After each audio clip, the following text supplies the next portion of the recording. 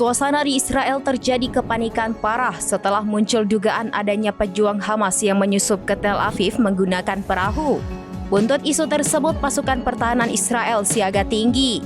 Sejumlah helikopter juga berterbangan untuk mencari keberadaan pejuang Hamas.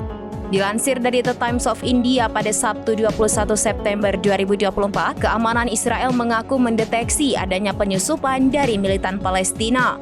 Dalam laporannya dijelaskan bahwa pejuang Hamas menyusup ke pusat kota Tel Aviv di Israel melalui pantai Netaya.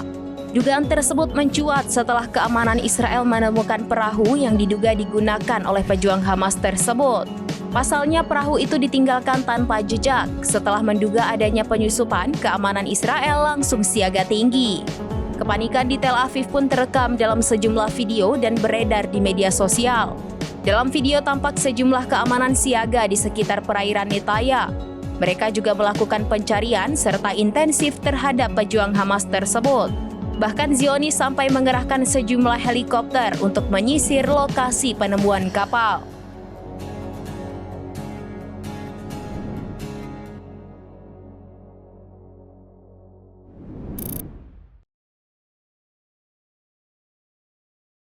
Download Tribun X sekarang, menghadirkan lokal menjadi Indonesia.